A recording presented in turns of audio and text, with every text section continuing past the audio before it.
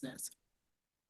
Now, I guess before I go to where they sign up, now with this survey, is people who specifically have a business located in Birmingham sign up for this survey, or can someone, if it's like, let's say locally, but you know, sometimes people may have a business at Homewood, but may do business in Birmingham with their Birmingham business license. Yeah. So I say 4 things. If you live in Birmingham, if your business is physically in Birmingham, if your customer is in Birmingham, or if your heart is in Birmingham, we want you to take the census. So however that fits. And we say it doesn't have to be a perfect business, right? It doesn't mean that your website is the one that you want it to be, or your revenues are the year that, you know, you've had the year that you want it to have.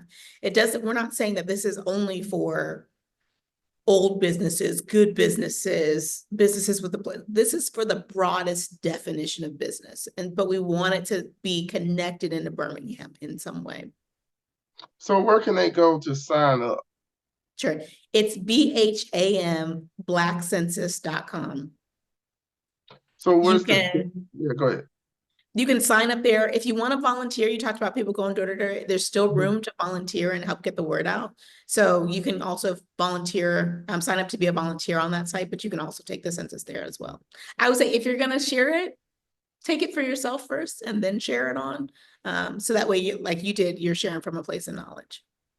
Yeah, I filled out the survey before we did the interview, and there were some really good questions on there to, you know, really kind of like delve into, you know, it's almost like when you go to the doctor and you go the difference between going to your primary doctor and going to the Jack in the Box doctor. And it's like, it's really like you was going, but there's also when you go see that specialist.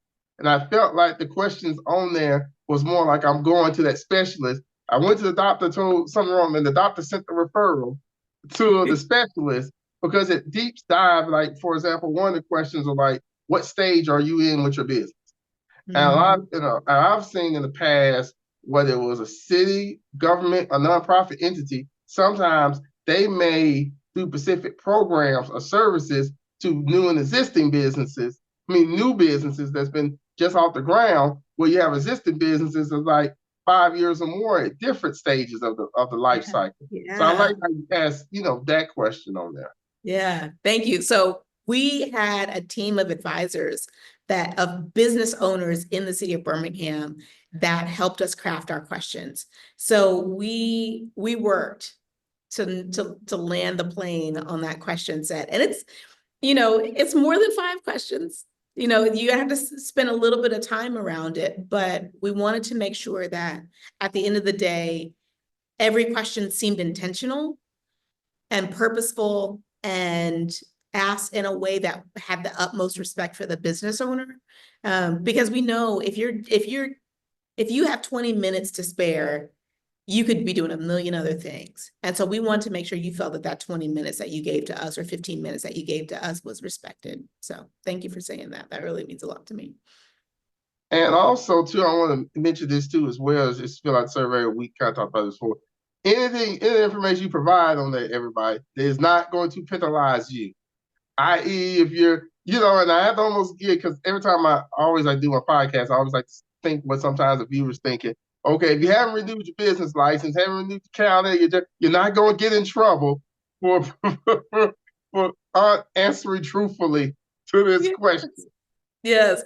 Look, the census launched before I had renewed my business license. So I still did it. But no, so I'll say this. I love our city leadership. The city is a value partner in communicating the census, but they do not own the data. So they're going to benefit from this data being in the world, but they're not getting that delivered to them, right? It's not a gotcha. It's not a gotcha. We are fellow business owners who want to make sure that our city leaders, that our business ecosystem, primarily the nonprofits and the organizations that day in and day out are working on our behalf to make sure that we have what we need. We are helping them have the information that they need to do their jobs better and more robustly. When you think about when you think about the nonprofits that are doing this work, they are doing the hard work of Mhm. creating programs, services, writing grants, getting funding. And so no one organization has the capacity to lift this thing off the ground. And so I think of this as it really is a conversation. Yes, the city is listening. Yes, they care, but it really is the ecosystem that we're trying to serve through the census, the relationship between the business owners and the supporting organizations that stand in the gap for us. Yeah, and another thing too, what I'm saying, thinking like, I really feel like from these results, you could really start to have a conversation. Now you can have a real conversation after you see the numbers. Because Yeah. for so long, either, I talk about with some of my fellow business owners, or you talk to fellow business owners, or people who just have a business, we can always say off the top of our head, well, why businesses succeed or why businesses fail in our city. But now you got some sample data Yeah. to Yeah. look at it and also see, how many businesses are actually, open. But here's one thing a lot of people don't think about as well, and I think you will find this out in your research. How many people own businesses but don't own a physical office space? Yes. Oh my Yeah. goodness.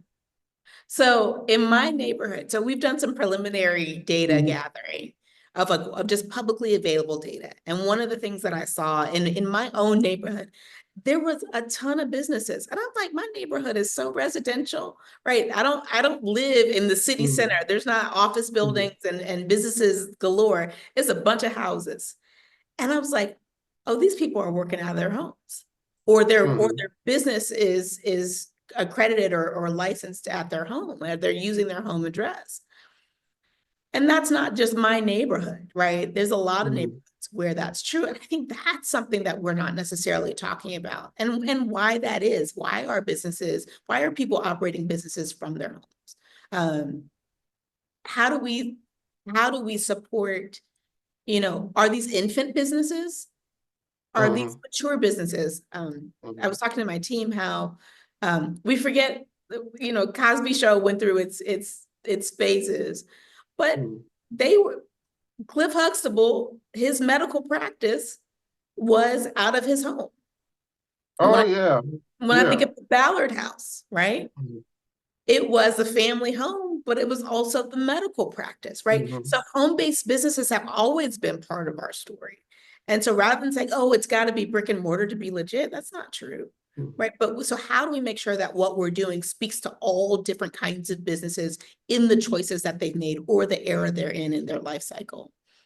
Do you know what's happening in Birmingham? Download the What's Happening Birmingham app today on Android, iPhone, and iPad for free. Get info on everything you need to know about local news, events, businesses, restaurants, and more. Visit our website, what'shappeningbham.com, or follow us on social media at happeningbham for more information. Download the What's Happening Birmingham app today, your source for everything Birmingham.